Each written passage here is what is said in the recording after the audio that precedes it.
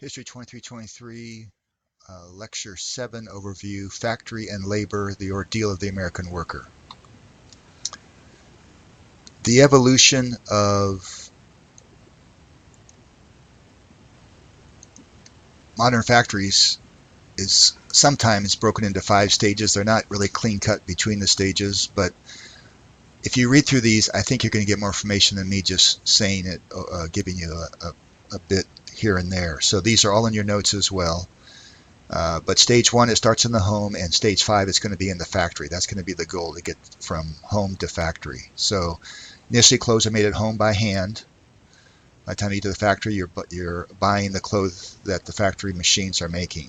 So it will radically change the way Americans get their clothes. They have to have cash now to buy it, rather than just have mom make it for you each year. So stage 1, it was home manufacturing. Stage 2, handicraft system. That's going to be the key part here will be the pre-industrial work ethic, because things were made by the piece. You brought in the leather to the shoemaker to turn into a pair of shoes for you, and so it didn't matter if he made those shoes in 2 weeks or in 5 weeks. He got paid the exact same amount of money. So it was a very laid-back environment. You could take breaks when you wanted. You could skip work, snack, sing songs, smoke a pipe, because they had huge pipes that went down to the floor. Drink grog, which made you groggy if you drank too much of it. If you get the point there. So this will be totally undermined when we get to the modern factory system. Stage 3 is outwork. Stage 4, the central shop. There's just a slight difference in the two. You can read through those descriptions in your notes. And then stage 5, this is going to be now the modern factory, where all worked under one roof rather than a home workshop, with tools and raw materials owned by the factory rather than the skilled craftsmen that you might be working for. 2 systems emerge. It's not crucial you get all the details on these, but you have the Rhode Island system and the Waltham system. And then, so this will turn buying clothes now cheaper, easier to buy clothes rather than make them. It also turns that things being done by the piece into wage labor, which means you got to be efficient. You got to be to work on time. You got to be on task all the time. Okay, you might have certain goals you got to reach.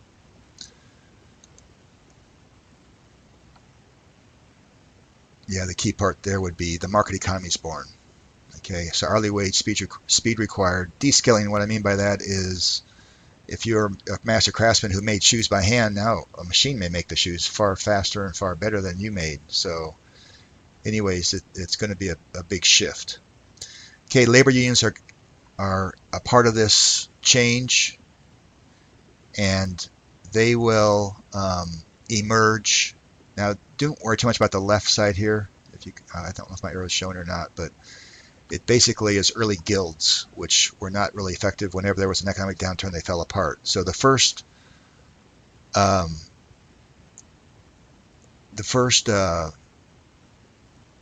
modern labor union was the Knights of Labor. Started in 1869. Uriah Stevens is the founder.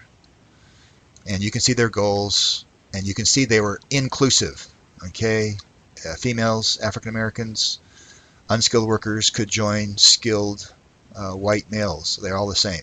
Okay, now there are certain groups, you can see 2 of them there that are excluded, but women leaders, you can see their names there. Also, the key leader of the Knights after Uriah Stevens would be Terence Powderly, but they fall apart after the Haymarket riot. Okay, they're seen as too weak, and so in their place will come a new union, which is called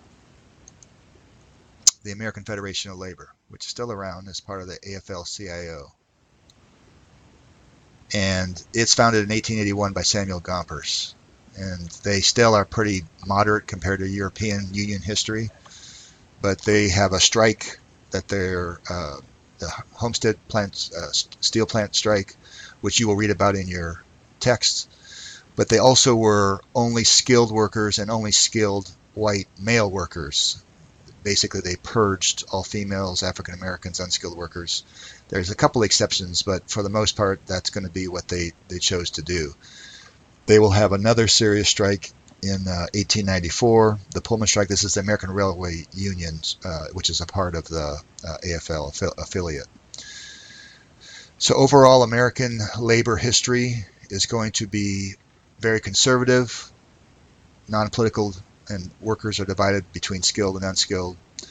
We do have a couple radical ones here, which are prone to violence. They would be the International Workers of the World, the IWW, and they're led by Big Bill Haywood, and then the Molly Maguires. These are miners, Irish miners, who will also be willing to use violence when needed. Female unions did exist, but they were not many of them, and they were fairly weak. So this concludes the early union history, lecture 7 overview for History 2323.